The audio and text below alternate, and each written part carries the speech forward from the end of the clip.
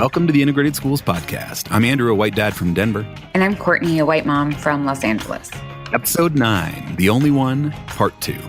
This episode's a follow-up to last week, and, well, I think this episode will make sense on its own. If you haven't checked out episode 8 yet, I highly recommend it. Yeah. Last week's episode was a great starting point for the SMOG conversation. So the SMOG, as you've probably heard us mention before, is kind of all the ways we talk about schools, often without really examining what's underlying these statements. So I don't want my kid to be the only one white kid in a global majority school is one of those things we hear as a reason to avoid sending your kid to that school down the block or across town. Mm-hmm. And just to be clear, we use the only one, air quotes, as a bit of shorthand for being one of a very small number of kids who look like you. Sometimes this is actually being a single white kid in an entire grade or class. And sometimes this is a small handful of kids who don't look like the vast majority of the rest of the class, grades, or school population. Yeah, that's right. I mean, I think there's some differences between being literally the only one and being one of a small handful. But yeah. I think those differences really pale in comparison to the difference between being sort of significantly in the minority or not.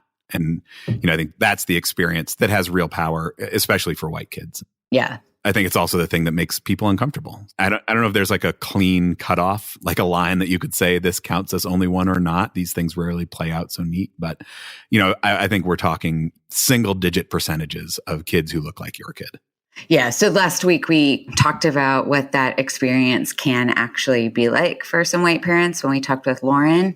And, there's some challenges, but not always where you expect them. And there are also benefits to be found in those spaces as well. And sometimes really problematic benefits too. Yeah. And this week we're going to try to tackle the same subject, but from sort of two different viewpoints. So one, from the experience of adults who were the only one, looking back on what the experience was like, but also getting into the difference between being the only white kid in a global majority school and being the only kid of color in a predominantly white school. These are two stories that we're going to tell, mine and my friend Erin's. And I think there's a lot to learn, but clearly these are just two of many stories. Yeah. So Andrew, tell us a little bit about Erin and how this conversation came to happen. Yeah. So Erin's a good friend of mine from high school. We've sort of stayed in touch over the years. We see each other maybe a couple of times a year. And we recently went out for coffee and she mentioned that she had been listening to the podcast and got into a conversation sort of about both of our school experiences. I was one of a small handful of white kids at my elementary school. She was one of a small handful of black kids at hers. And despite, like 25 years of friendship. You're so old. I know, it's crazy. We just hadn't talked about it in any sort of meaningful way, what that experience was like for us. So over the course of the conversation, I was just struck by how many of the things we talk about here at Integrated Schools that came up. But her perspective on it was just very unique. And so I told her she should come on the podcast. I think she thought I was joking. And then I texted her and I said, hey, when can we record? And she was like, oh, you were serious about that? So she agreed to come over and we sat down and had a conversation. She was very gracious to give her time and to share so freely. So big thanks to Erin for being willing to do that. Yeah, thank you, Erin. This is a great conversation. And it was really fascinating to hear the perspective that you both have now that you're adults.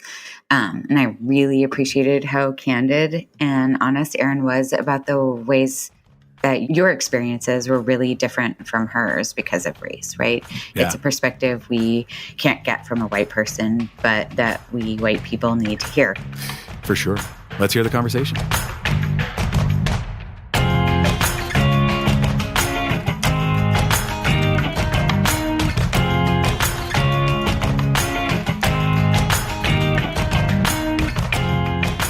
I'm very thrilled to be joined by my good friend Erin in the Integrated Schools podcasting headquarters, aka my basement. Why don't you introduce yourself? I'm Erin. I'm your friend. I'm from here in Denver. So this episode is about being the only one. And we've talked a bit about being the only white kid, but we recognize that being the only white kid is not the same experience as being the only person of color. And it's not as ubiquitous an experience as being the only person of color. That's right. Why don't you tell us a little bit about your schooling experience, what your schools looked like along the way? Okay. I am from first grade through fifth grade. I was in private schools. Literally, it was called a country day school. So it was much more kind of hoity-toity. It was literally me and one other Black girl named Erin. And so from 4th grade on, I can name the Black kids in my class because there were so few of us. Right. So to this day, I remember them because we were a team. Right. And we were the only ones. Yeah. Right. So I went to a very diverse middle school and high school. I'll start with middle school. It's very racially diverse, in the middle of a diverse residential neighborhood. But I was segregated within the school because I was in the gifted and talented program. Right. So I've heard in some of your other podcast episodes about you talking about tracking and kind of that whole thing. Well, I'm the poster child for that. It was interesting because then in middle school, that was when all of the Black and Latino kids, we were a group of friends together. So that was interesting because I was not the only one, but I still felt set apart within that group because then it got more into class divides. I had come from these private schools. I was starting to play soccer where I was definitely the only one, but that didn't make me uncomfortable because it's something that I got used to. But then when I was in middle school and I was in this class with more Black and Latino students, they looked at me differently because of the experiences that I had had and the family that I came from and the way that I speak. It's something that I would learn later in my life is fairly common in the Black community, which is that I was labeled as someone who was acting white. Right. And I remember coming home from school crying to my mom because I was so confused because I was like, I didn't change. I've been me. Here I am. I'm going through school. But somehow the people around me are reflecting me differently right. and are describing me differently and not as I feel. Honestly, to that point, race hadn't come up. So although I was the only one in situations, it didn't make me at that point feel my Blackness as a child. I was just living my life. I didn't know anything different. That's the only school you've been to. That's what school is like, and you just go through it. Exactly. And so now you're doing the exact same thing in school, and all of a sudden it doesn't register with your peers in the same way. Right. And so that gave me quite a complex for, honestly, until I got to college, where I just didn't understand where I fit racially. I look one way. I know I'm a Black person. I know I come from a Black family. I would actually have people ask me, are both your parents Black? They would ask me that because they just figured somehow, like, you wouldn't speak this way. You wouldn't act this way otherwise. Right. And I mean, you don't look like mixed race. Not at all. Right. Not at all.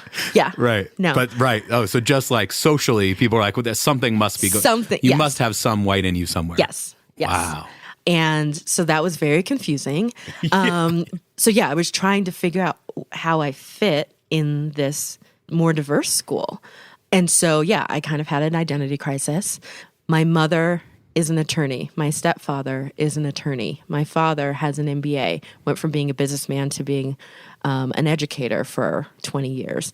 My grandfather and great-grandfather were doctors in the Midwest. My grandfather he wasn't the only one. He was one of two, because back then, when you go to medical school, they will admit Black people in even numbers so that they can have a buddy. No way. Yeah. So, wow. Because you weren't allowed to interact with the other white students in the cafeteria. You couldn't live with them in the dorms. So you get your buddy. So at least you have somebody. At least you have somebody, to. And it's just because they're Black, you're going to be best friends right. now. And so that was kind of the experience I was having in middle school, was trying to understand, like, what does it mean to be Black? Is it that you look Black? It's apparently how you act. But then high school, also a very diverse, amazing school. But there, the tracking thing comes in again, because all of my core classes were accelerated and AP courses.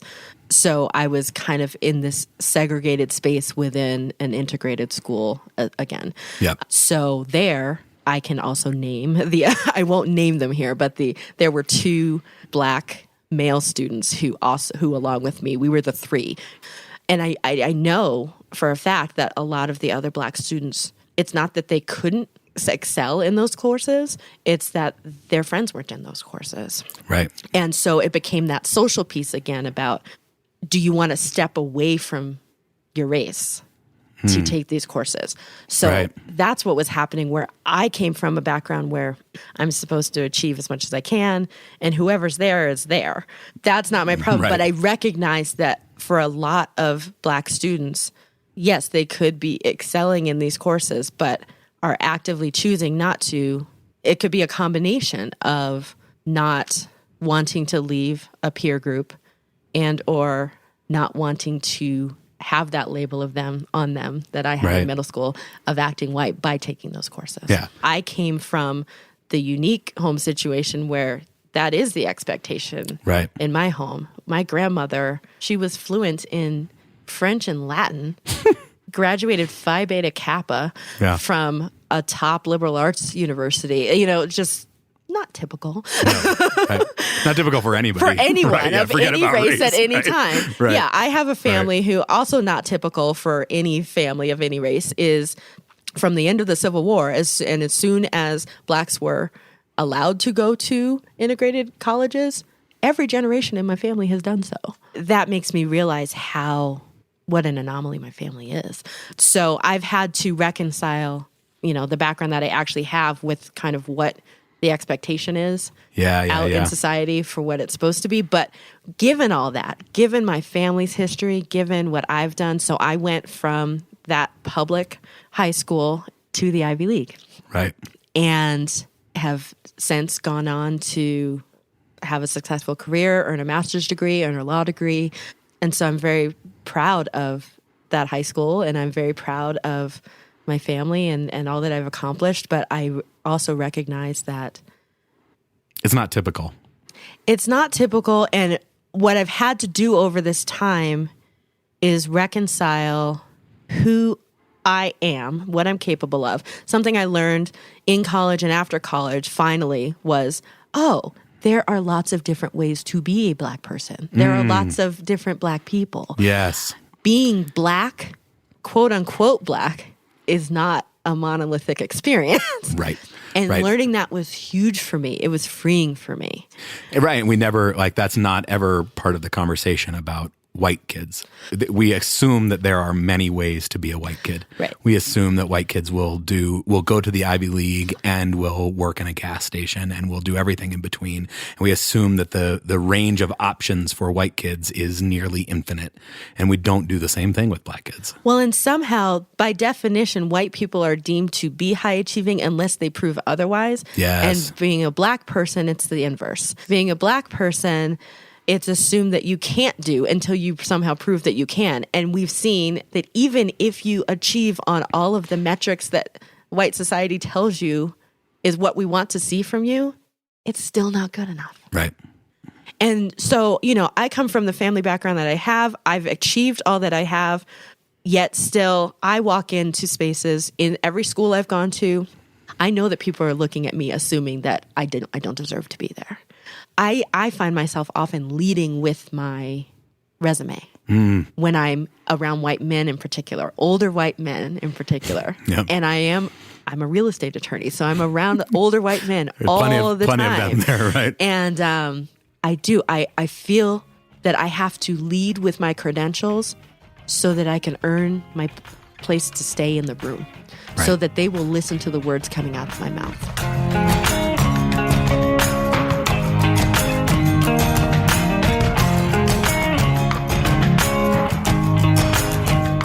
So my mother grew up in Indianapolis, and she was also in the same types of classes that I was, in the same types of public schools in the inner city that I was.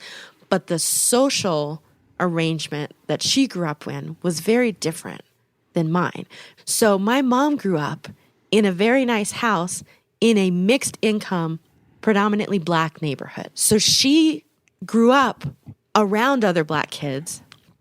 So she was socialized that way. But then while she was in high school, and that's in the early 70s or late 60s, she had an integrated experience at school, but again, was socialized around other Black students. So she didn't go through the kind of identity crisis that I did because I grew up in a predominantly white setting.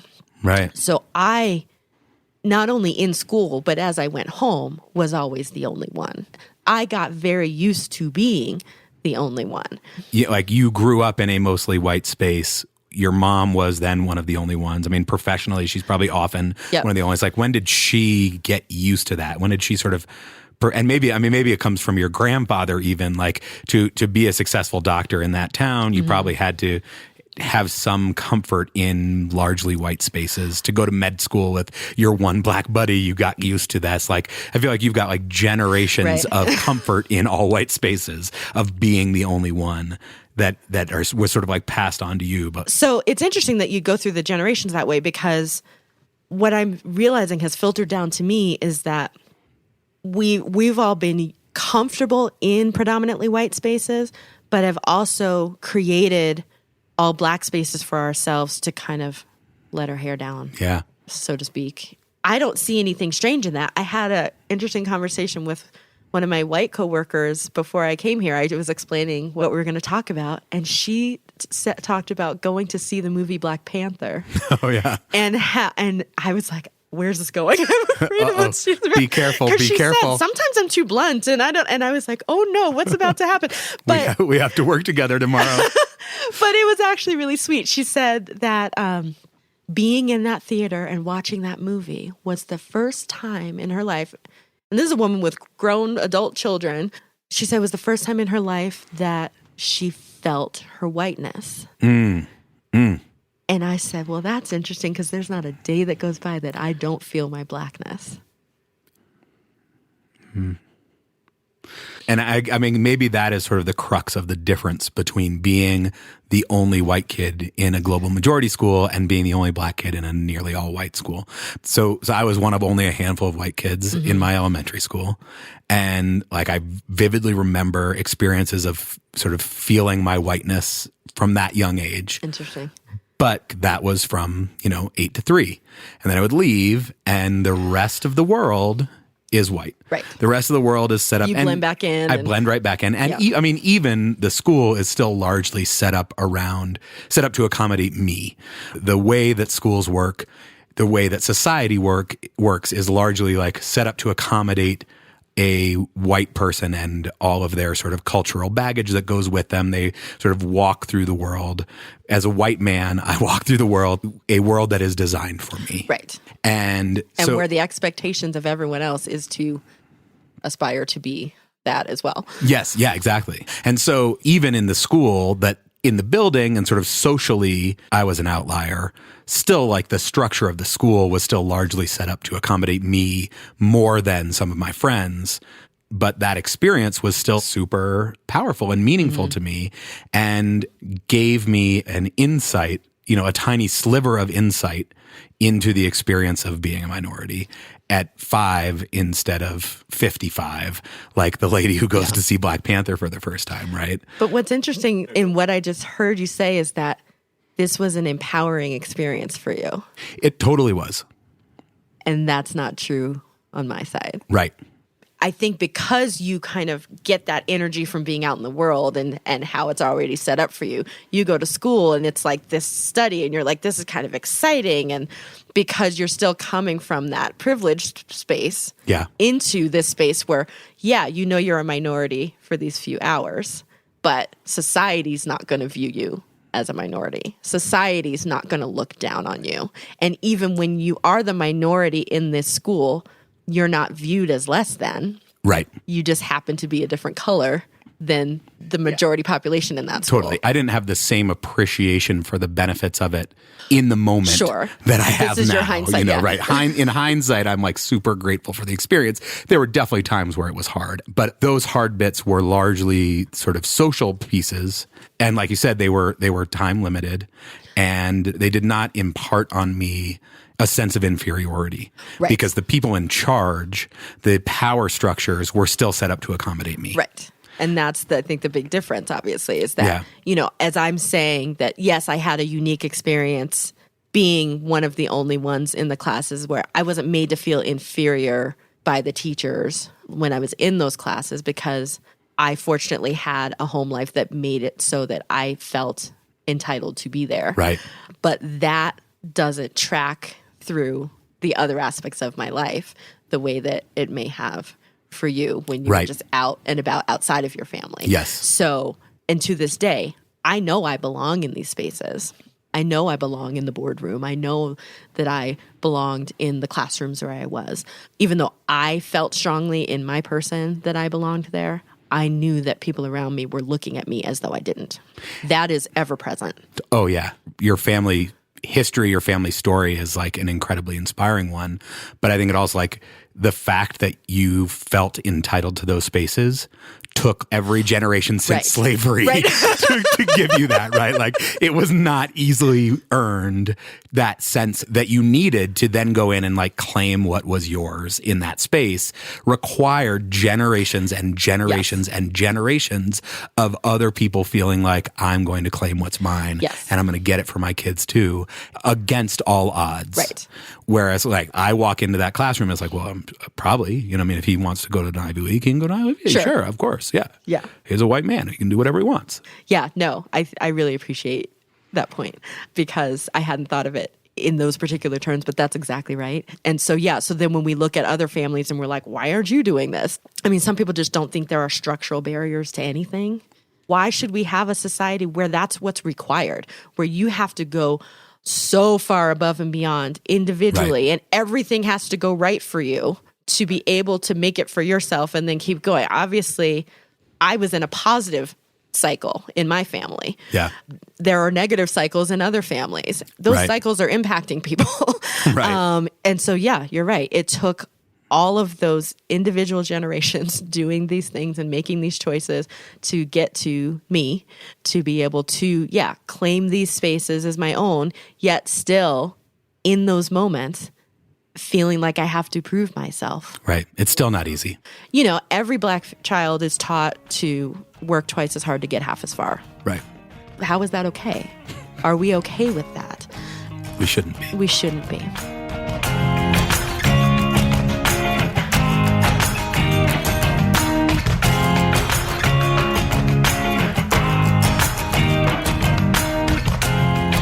So, all right. So, let's go back to elementary school a little bit. Okay. So, you were the only one, but it was not like a particularly uncomfortable experience for you to be the only one. It was actually, in some ways, easier to be the only one in that environment because the sort of things that differentiated race in that point were more social cues about sort of academics and whatever that you fit comfortably into the more white space of your elementary school. I did, in terms of how the school was structured. There were definitely times, there were two particular instances I can recall of socially being racialized and demeaned for my race. One was a white girl in first or second grade looking at my hands and telling me that I was dirty. Mm. The other was in middle school when I had the group of Black and Latino quote unquote friends, because I look back and I'm like, well, they really did not have how my friends back were they, anyway. right? Yeah. Where they started teasing me on a class trip, saying that I didn't want to wash my face because I'd be afraid to wash the black off. Wow. Like I just put it on for the day, but I wasn't really, to my core, a Black person. Right. What's interesting, I think, about what you've said about your experience in elementary school was that you, in a lot of ways, as a white man, were more socialized to be comfortable in Black spaces than I was. Yeah. That's crazy. But as I've gotten older and more assured of myself and been around more people, now I'm comfortable wherever I go. Right. What are the benefits of having been the only one? You were going to end up being in a white supremacy culture no matter what. Right. Did you get benefits that now are sort of paying dividends from that experience of being in all white spaces? I think so. And that I do come in with that feeling of, yes, I belong here. I know how to be myself in those spaces. without feeling that I'm fully changing who I am. I mean, we all code switch to a degree, but it's stronger for some than others. Or the other code feels more foreign to some people. Right. So, yeah, and it is like learning a foreign language. And it's like I have the code to that. Like I know how to be in an all-white space. But there are some debates about that now in terms of the idea of like respectability politics. And you'll hear some people say, I'm just not going to do that anymore. I'm not going to play that game. Right. So for me, it doesn't feel like playing a game. Right. Because it's just something that I've always been around. And so, like I said, it's that I'm comfortable in that space and I don't have to change myself. Yeah, yourself includes that piece. It includes it. That comes from being the only one in elementary school. That also comes from generations of ability to code switch. That like the code switching doesn't feel like abandoning your history or your nature, because it is part of who your sort of family has always been. Exactly. So I am comfortable operating in a predominantly white world. I feel that I can still be myself. That said, the feelings of being a Black person are consistent for all of us. When I watch a movie about slavery and a slave is whipped, I flinch like it's happening to me. It's not a disconnected feeling to me. It is very visceral. Same with brutality against Black men that we see on the news and these things like that. And when President Obama said, that could have been my son. And, he got backlash in some circles for that. And I'm like, no, that's how it feels. No matter what we achieve in this society, we're trying to play by the rules that are set up for us to be what is objectively achievement and accomplishment, and it's still never enough. You're still, at the end of the day, can be looked at as a Black person, which comes with all of this extra baggage. Right. And it's painful. I mean, you're feeling your humanity is being drained from you.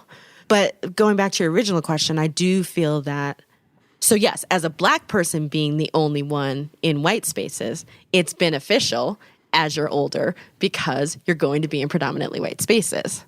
Right. What did that do for you as the white minority in the Black spaces? Yeah, I mean, my sort of professional career is not typical. That's true. It did actually benefit me professionally because I ended up on tour with a band of 7 Black men. And, most of that time it was the 8 of us. And, we were driving through a van in West Virginia and people were like, son, everything all right? Have you been kidnapped? Right. I mean, I remember having a conversation with one of the guys from the band. I had been with them for maybe 6 or 8 months or something. They're like, this is a little weird. Like, it seems surprising to us that like a white dude from Denver, it feels comfortable in this environment. Sort of what's going on. Mm-hmm. I was like, that is clearly a direct link to my experience in elementary school. But so that's so telling for both of us, the fact that you're viewing integration in an elementary school as a key element to a human being's development, to a human being's ability to operate successfully in society as an adult. That's really powerful. That's clear. There are clear through lines there, right? Right.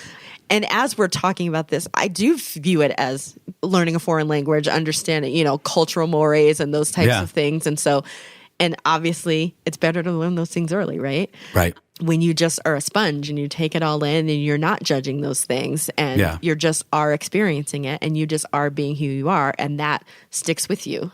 I mean, I think, my professional career is not typical. So like most white people could go through life without ever having that experience and still succeed professionally in this society. Although I would argue that my kids, the world that they will the workforce they will enter, not being comfortable in integrated spaces will be a detriment to them. And I agree with that wholeheartedly. To me, part of childhood is about learning, having these experiences as a child, but it's about thickening your skin too. It's about being hurt. It's about being confused. And I think it's also about like finding that humanity in somebody who's not like you. It's about finding that sort of thread of shared humanity. And once you have that, it stays with you.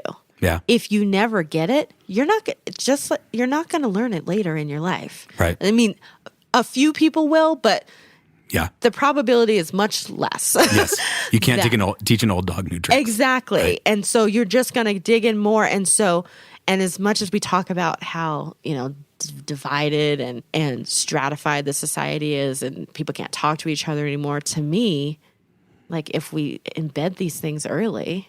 Right. Because I keep being frustrated by this huge empathy deficit that I see. But to me, like your experience in elementary school is what helped build empathy in you. Yeah. For other people to be able to walk in other shoes because you were right there with them. So that it doesn't feel like the other. It's just people. So it sounds like there are benefits to being the only one. But I think had you not had your only one experience, you still would have had the opportunity to find shared humanity in a way that I would not. I think that's fair. The experience of being a Black person is always feeling like the other. Right. And so if you come from that space already, you're not as quick to otherize someone else.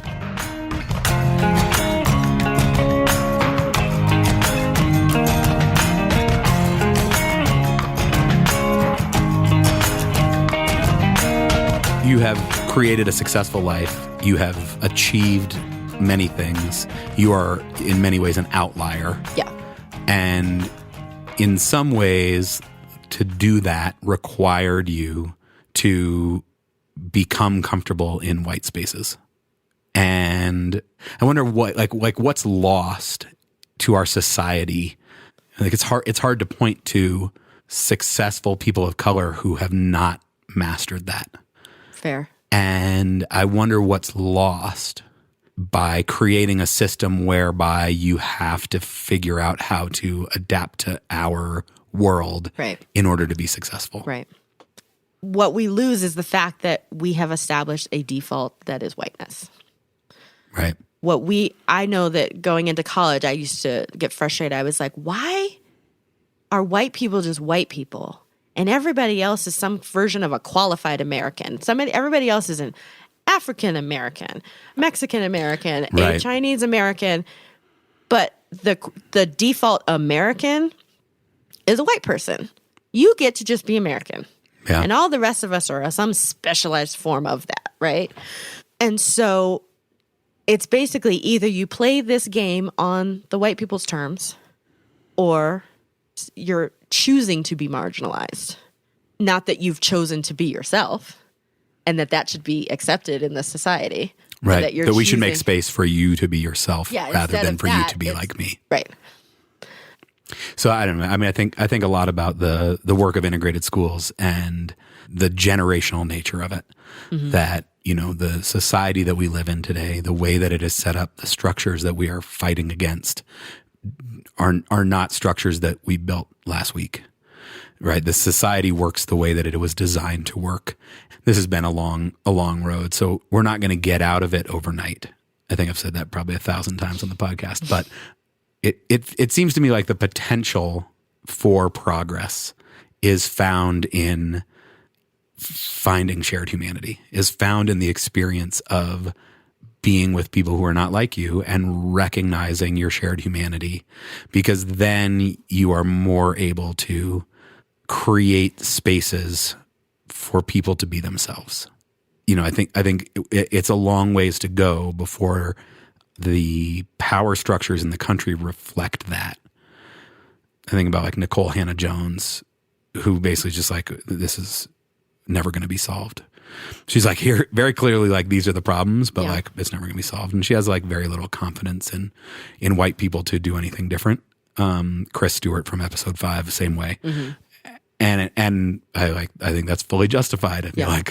But to sit back and accept it feels unacceptable to me. And maybe it feels unacceptable to me because I had the experience of finding some shared humanity. Right. It feels like the more kids we can give that experience to, the more likely that the next generation and the generation after that are going to be able to create structures and systems that are more accommodating of difference. Idealistically, I agree with you. Right. I'm also a pragmatist. So one thing is that in our current political climate, to me, the piece that is lacking is recognition of shared humanity. Yeah. Yes, if you view other people by a status rather than as a person, if you don't see that given a certain set of circumstances, you too could be homeless on the street. If you don't see that these are human beings that you are denigrating and marginalizing, then it's very easy to get to that next step where you just say, well, those are bad people. Right. Being wealthy means you're a good person and did good things, and being poor means you're a bad person and you didn't work wrong things. Right. And that binary feels very simple if you don't recognize the complexity of humanity, right? Yep. So yes, the vision that you've presented of the world you'd like to see, I'd love to see that too. I think it's so important because I'm afraid that we're getting to a place where we're creating fewer and fewer shared spaces, fewer and fewer integrated spaces. We're getting to this place where you can specialize everything. Yeah. And I worry about the schools in that I'm like, really? We have specialized science and technology schools for second graders? Like, why are we specializing children in second grade? For us to now be like, well, you can go to this kind of school and you get taught at home and you get that. And to me, that was the ideal of the shared space, was your neighborhood public school.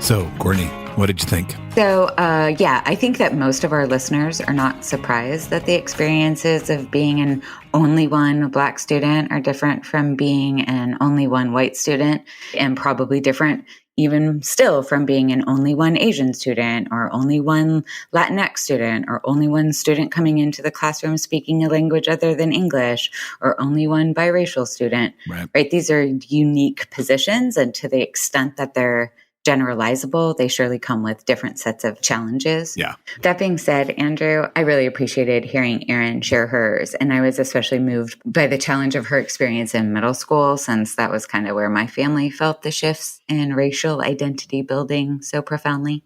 Yeah, indeed. And I think middle and high school experiences is probably worth its own episode at some point. Because, I do think, as I think you said in episode 8, Courtney, even if the demographics of the school don't change, the way that kids respond to race does. Mm-hmm. And I know there's some good research out there on that phenomenon and why that happens. I'm definitely not up to speed on it. So maybe we'll do a little bit of homework, find somebody to bring on the podcast to enlighten us all, because I think it's important.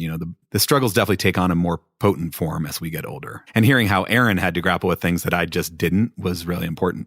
Yeah, and I think this kind of speaks again to the fact that white people really need to be the ones doing the work of integrating. Yeah, I think if there is something generalizable here, it's the importance of realizing that the experience for the only one white kid takes place in a white-centered culture. Yeah. So just like your son realized that all the other kids got qualifiers, the Asian kid, the Mexican, the Black kid, and he was just the kid. Erin vividly remembers the moment when she realized there were African Americans and Japanese Americans, but the default, the just plain American, referred to white people.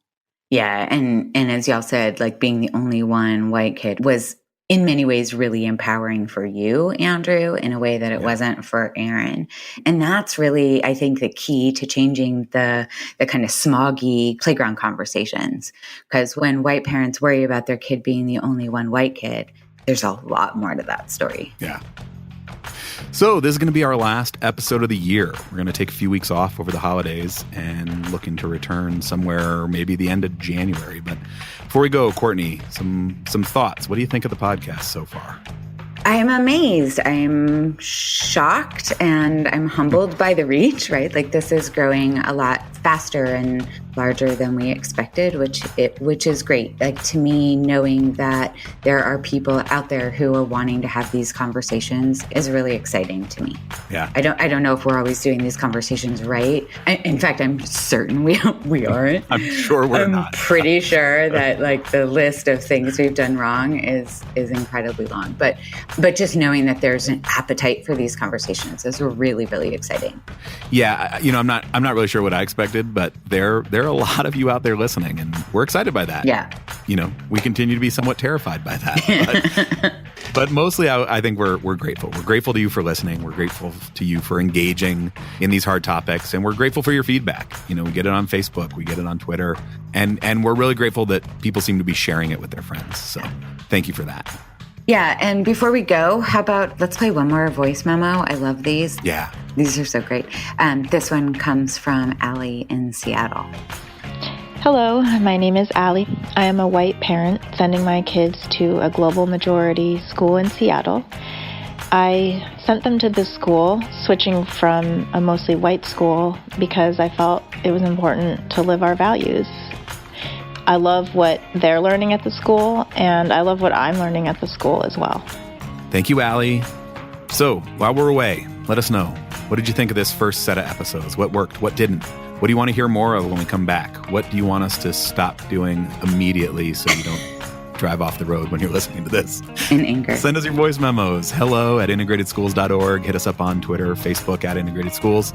And if you're enjoying these episodes, consider going to our website, integratedschools.org, and making a donation.